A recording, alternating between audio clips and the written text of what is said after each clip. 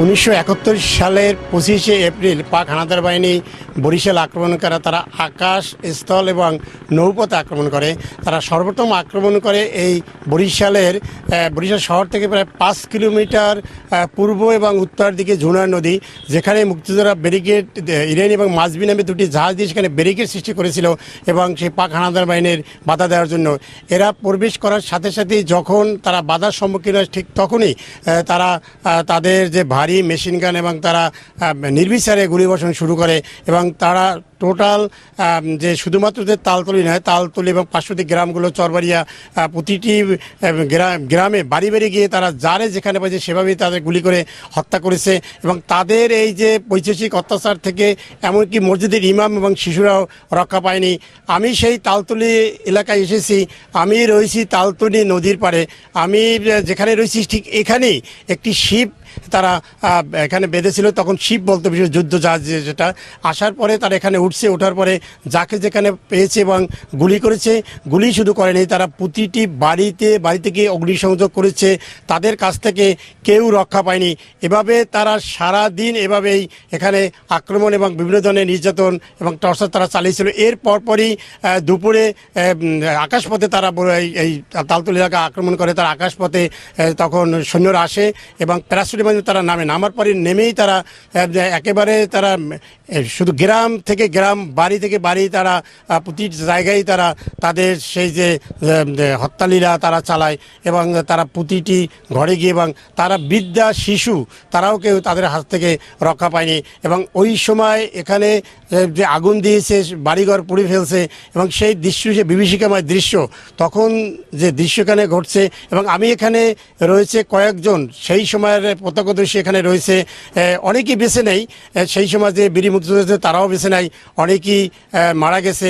এবং যারা রয়েছে তার ভিতর এখানে একজন মুক্তিযোদ্ধা রয়েছে এবং কয়েকজন যে প্রত্যক্ষদর্শী রয়েছে, তারা এখানে কিভাবে আক্রমণ করেছে এবং কী ধরনের তারা অত্যাচার করেছে সেই বিষয়ে আমি এখানে কথা বলবো। এখানে রয়েছে একজন বীর মুক্তিযোদ্ধা এবং যিনি যখন সেই সময় তার বাবাকে হারিয়েছেন এবং তিনি নিজ চোখে দেখেছেন তার দাদা মসজিদ ইমাম ছিল, তাকে হত্যা করা হয়েছে। আমি তার কাছ থেকে সেই সময় যে তালতলিতে পাক হানাদার বাহিনী যে নির্যাতন চালিয়েছে, আক্রমণ করেছে এবং তাদের সেই বিভীষিকাময় অবস্থার বর্ণনা এবং কীভাবে তারা করেছে সেটি আমি সেই বীর মুক্তিযোদ্ধা আব্দুল মান্নান এবং তিনি প্রত্যক্ষদর্শী তার কাছ থেকে আমি জেনে নেব। তখন যে পাক হানাদার বাহিনী এখানে আপনাদেরকে আক্রমণ করেছে, হত্যাযজ্ঞ চালিয়েছে, সেই বিষয়টি আপনি একটু বলবেন। 1971 সালের 25শে এপ্রিল সকালবেলা আমরা শুনতে পাই যে ঢাকা থেকে পাক বাহিনী আসতেছে। 11টার দিকে জুনাহাট দিয়া 3টি গানবোট আসার সময় ওইখানে মেজর জলিলের নেতৃত্বে মুক্তিযোদ্ধারা ছিল এবং আমরাও ছিলাম। তখন ওখান থেকে গানবোটের উপরে রাইফেল দিয়ে গুলি করা হয়। গুলি করার সাথে সাথে ওরা বিকট আকারে মোটর এবং মেশিন গানে গুলি ছুটতে থাকে এবং কিছুক্ষণের মধ্যেই ওরা জানতে পারে যে এই এলাকায় মুক্তিযোদ্ধা আছে। তারা ঢাকাতে সংবাদ দেয়। ঢাকা থেকে 2টি হেলিকপ্টারে 2টি বোমারু বিমান দিয়ে পাহারারত দুইবার এখানে আসে এবং এই এলাকায় 36 সৈন্য নামায়। এই 36 সৈন্য নামার পর 3টি গানবোট, একটি জালাল ডাক্তারের বাড়ির সামনে, একটি এখানে ভিড়ায় এবং একটি পশ্চিম পাশে আবার দাদা বাড়ির সামনে নঙ্গল করে এবং ওরা উপরে উঠে যারে যেখানে পেয়েছে সেখানে হত্যা করেছে এবং আস্তে আস্তে ওরা ভিতরে যায়। এখানে আমার বাবা, একজন কাস্টমার ইন্সপেক্টর, একজন নৌকার মাঝি এবং একজন ব্যবসায়ী, 4 জনকে গুলি করে হত্যা করে। এবং পশ্চিম পাশে আমার দাদা, সে পাশে তার জামাই বেরিয়ে গেছিল। ওই জামাই বেরিয়ে বাইরে যাওয়ার সময় পাক বাহিনীর সাথে দেখা, ও তাকে গুলি করে হত্যা করে। আমার দাদি তখন ওই পাইকায় বসে দেখে, সে লাফ দিয়া তিলখাতে আশ্রয় নেয়। পরবর্তীতে সামনে যাওয়ার পর ওই দাদি আমার দাদাকে কোলে নেয়, মাথা তার কোলে নেয় এবং তো ওই তার কোলে বসেই মারা যায়। এবং ওই পাশে জালাল ডাক্তারের বাড়ি জালাল ডাক্তার মারা যায় এবং তার ওয়াইফ এবং মেয়ে ছিল আব্দুল ওহাবের পুকুরে, সেইখানে 4-5 জন গুলি করে হত্যা করে। এরপরে ওই রশিদ উকিল, তাকে গুলি করে। তার ওয়াইফের কোলে 8 মাসের পলাশ নামে শিশু, তাকে হত্যা করে। এবং ওই সামনে গিয়ে সত্তারারি বাড়িতে যে ট্রেন্সের ভিতরে একত্রে 8 জনকে মারে। এইভাবে চরবাড়িয়াতে 47 জনকে ওই দিন মারে এবং 24 জন আহত হয়। এর ভিতরে 10 জন ছিল মহিলা এবং 6 জন ছিল শিশু।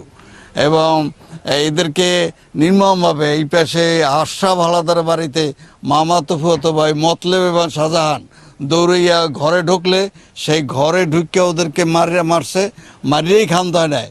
তাদের বিভীষিকা করার জন্য ঘরটাকে আগুন জ্বালিয়ে দেয় এবং দেহ দুইটা পুরে ছারখার হয়ে যায়। এইভাবে অনেক অনেক ফ্যামিলি আছে ট্রেন্সের ভিতরে ছিল, ওই বাচ্চারা কেঁদে দিছে, তাদের মুখ চাপিয়ে ধরছে এবং ওইখানেই হত্যা হয়েছে। এইভাবেও শিশু মারা গেছে। এইভাবে মসজিদের ইমাম, তারপর এই হাওলাদার বাড়ির ইমাম উদ্দিন মারা যায়। উনি 90 বছর বয়স। 90 বছর বয়স উনি কাছারি করেছিল, তাকে ব্যানর দিয়ে খুশি মারা হত্যা করেছে। এবং এইভাবে বিভীষিকাময় হয়েছে। এখানে আমরা এই সমস্ত শহীদ পরিবারের অদ্যাবধি কোনো তালিকা হয় নাই এবং এদেরকে কোনো সাহায্য সহযোগিতা অদ্যাবধি দেয় নাই। বিভিন্ন সময় বিভিন্ন কর্তৃপক্ষ আইসা সাক্ষাৎকার নিয়েছে এবং এগুলো বলা হয়েছে, কিন্তু অদ্যাবধি কোনো সাহায্য সহযোগিতা পায় না। এখনও কিছু কিছু ফ্যামিলি আছে একেবারে নিঃস্ব, যারা মানবতার জীবনযাপন করছে। আমরা চাই এদেরকে তালিকাভুক্ত করে ভাতা অথবা কিছু সহযোগিতা সরকার করত, তাহলে উপকৃত হইত।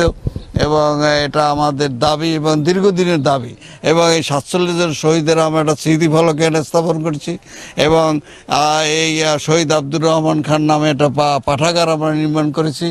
এইখানে সেদিনকার যে 3টে গানবোর্ড করছে, এই সমস্ত ছবিও আমরা সংরক্ষণের ব্যবস্থা করতেছি এবং এইগুলা ভবিষ্যতে প্রজন্মের কাছে আমরা তুলে ধরে রাখতে চাই, যাতে সংরক্ষণ আমাদের এই লাইব্রেরিতে সংরক্ষণ করে রাখছে এই সমস্ত স্মৃতিগুলি, যাতে ভবিষ্যতে আমরা এই প্রজন্মের কাছে এগুলো স্মৃতিস্বরূপ থাকে।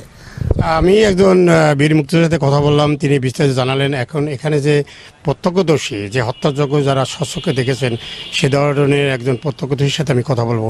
আসলে ওই দিনের যে পাকবাহিনীর অত্যাচার এবং তারা যে হত্যাযজ্ঞ এখানে যে ধ্বংসলীলা চালিয়েছে, সেটা আপনি যা দেখছেন সেটা একটু বলুন। 1971 সালের 25শে এপ্রিল আনুমানিক সকাল 10টা থেকে 11টা হবে, এরকম সময় আমি এই তালতলী নদীর উত্তর পার, আমার বাড়ি শায়েস্তাবাদ, ওখানে নতুন ভেরি হয়েছে, ওই ভেরির উত্তর পাশে আমি ইরি ক্ষেতের জঙ্গল অপসারণ করতেছিলাম। সেই সময় ওই ঝুনাসারের ওইখানে 3টা শব্দ হয়েছে, মুক্তিবাহিনীরা গুলি করেছে, সেই শব্দ পেয়েছি 3টা। এই জন্য আমি তাকাইছি এই নদীর দিকে যখন তাকাইছি, তখন দেখি একে একে 3টা গানবোট।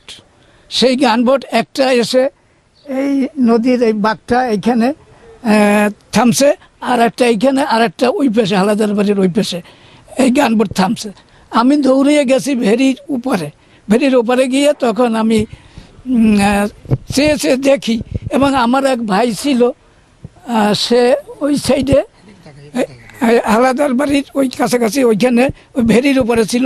সে আবার এই যখন নুইয়া দেখতেছে ভেরির ভিতরে বসে, তখন তার একটা গুলি লেগেছে এখানে। এই যখন গুলি লেগেছে, আমি তো তখন একদম ভিতরে চলে গেছি। ভিতরে গিয়া তখন বাড়িতে আগেই টেন্স করা ছিল, তখন ওখানে গিয়া ঢুকছি এবং বাড়ির যারা ছিল তাদেরকেও ঢুকেছি। এবং দুপুরের দিকে একটু থেমেছে, সেই সময় আবার ওই 2টা হেলিকপ্টার আসছে এবং একটু পরেই বিকেলের দিকে তখন ওই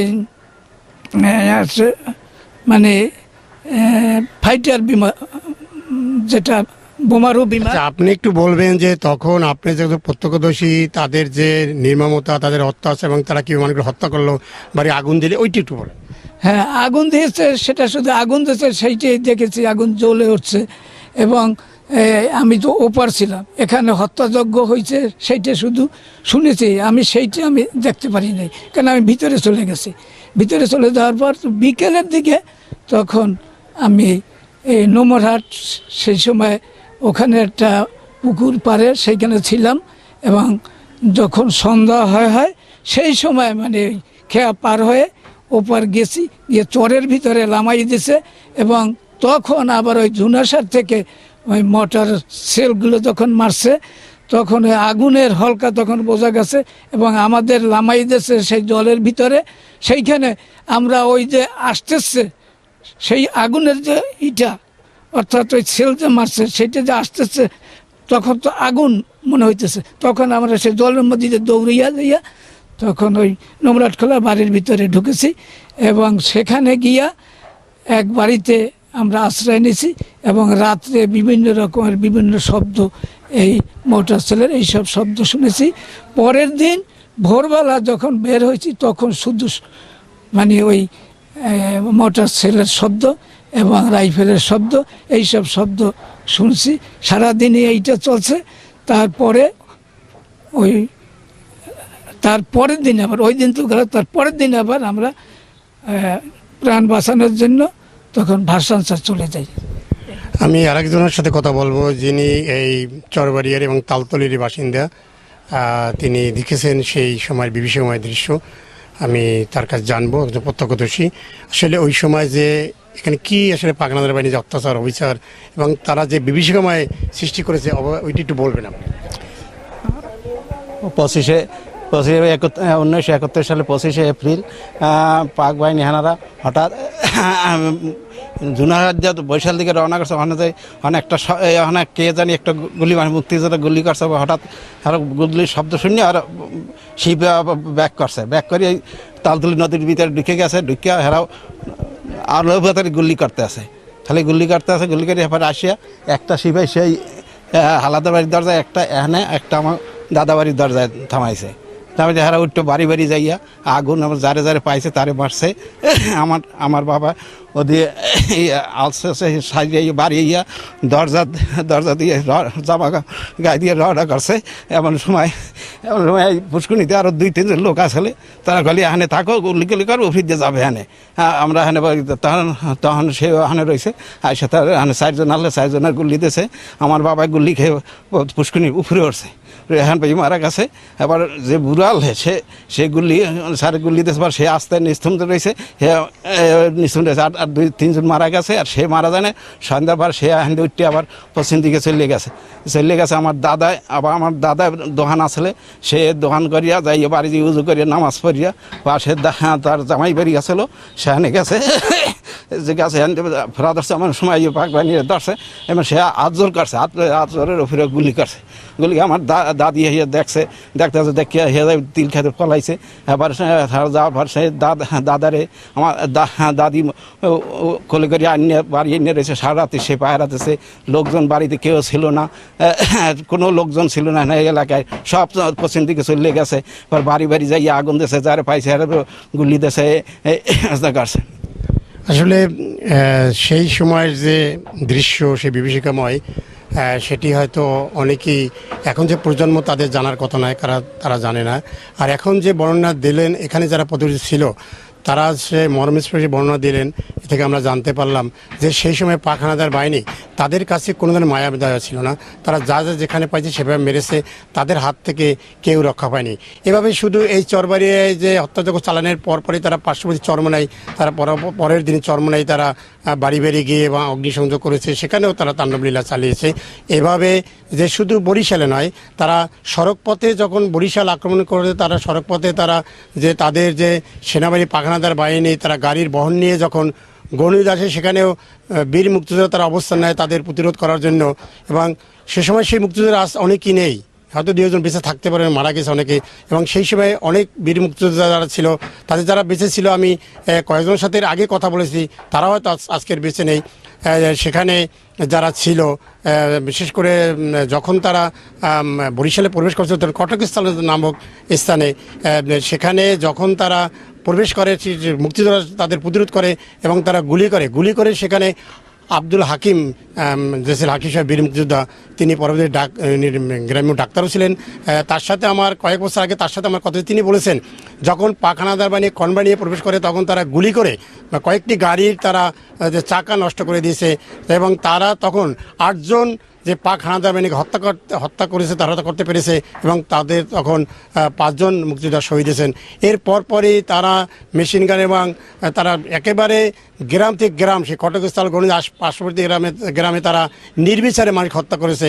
এবং আমরা যদিও জানতে পেরেছি এই তালতলি, চরমোনাই এবং এই যে চরবাড়িয়া এবং ওই কটকস্থল পার্শ্ববর্তী ওই সময় প্রায় 300 অধিক লোককে তারা হত্যা করেছে এবং অনেক সে সময় তারা পঙ্গুত্ব বরণ করেছে, তাদের হাত থেকে কেউ রক্ষা পায়নি। এরপরে তারা পরের দিন বরিশাল শহরে তারা প্রবেশ করে এবং বরিশালে যে পানি উন্নয়ন বোর্ড সেখানে তারা ঘাঁটি স্থাপন করে এবং সেটাকে তারা ক্যান্টনমেন্ট হিসেবে ব্যবহার করে এবং সেখানে তারা হত্যাযজ্ঞ চালায় প্রায় 9 মাস। এখানে মুক্তিযুদ্ধ সহ বিভিন্ন স্তরের মানুষ, সাধারণ মানুষ তাদের ধরে নিয়ে সেখানে হত্যা করে এবং টর্চার করে। এবং সেখানে যে প্রত্যক্ষদর্শী ছিল একজন আবু মেয়া, যিনি ওখানে পিউনে কাজ করতেন, তিনি জানিয়েছেন, তিনি বলেছেন যে সেখানে মেয়েদের উপর টর্চার করেছে এবং তাদের পার্শ্ববর্তী কুয়ায় ফেলে দিয়েছে এবং যখন 50-60 জন হয়েছে তখন তাদের যে পাউডার দিয়ে আগুন দিয়ে পুড়ে ফেলছে। এভাবে যারা মুক্তিযোদ্ধা ছিল, সাধারণ মানুষ ছিল, তাদের সেই স্বাগতিক খালের পাড়ে নিয়ে তাদের গুলি করে সেখানে ফেলে দিয়েছে এবং সেখানে তখন শুধু লাশ আর লাশ দেখা যেত। এবং সেই সময় যারা যখন তারা আত্মসমর্পণ করে এবং সেখানে বীরমুক্তরা গিয়েছিল, তারা অনেকেই জানিয়েছেন, তারা বলেছেন যে এখানে এই বরিশাল যেহেতু এই অঞ্চলে এটিই ছিল তাদের মূলত টর্চার সেল, এখানে তাদের কমপক্ষে 10,000-এর অধিক মানুষ এখানে তারা হত্যা করেছে। এবং বরিশালে এগুলো বদ্ধভূমি নামে পরিচিত। বরিশালে এভাবে 42টি বদ্ধভূমি রয়েছে, সেই বদ্ধভূমিগুলো আজও সংরক্ষণ করা হয়নি। কোথায় সেই মুক্তিযোদ্ধা হত্যা করা হয়েছিল, কোথায় সাধারণ মানুষ হত্যা করেছিল এবং তারা নির্বিচারে অত্যাচার অবস্থা চালিয়েছে। এখন যারা মুক্তিযোদ্ধা বেঁচে আছে তাদের দাবি এবং তারা বলছে যে যারা এই সময় মারা গেছে তাদের স্বজনদের পুনর্জীবিত করা হোক এবং যারা মারা গেছে তাদের শহীদদের তালিকায় অন্তর্ভুক্ত করা হোক। এটাই মুক্তিযোদ্ধাদের শেষ সময় এবং তাদের শেষ জীবনে এটুকুই দাবি তারা সরকারকে জানিয়েছেন। যদিও বর্তমান সরকার মুক্তিযোদ্ধাদের অনেক সুযোগ দিয়েছে, তাদের জন্য অনেক কিছু করেছে, তাদের বাড়িঘর দিয়েছে এবং অনেক পদক্ষেপ নিয়েছে, যেটা আসলে প্রশাসনের দাবি। তারপরেও তারা বলছে মুক্তিযোদ্ধাদের পুনর্বাসন এবং যাদের স্বজন রয়েছে তাদের জন্য আরও কিছু করার জন্য তারা দাবি জানিয়েছেন। হুমায়ুন কবির, 18 বাংলা, তালতলি, বরিশাল।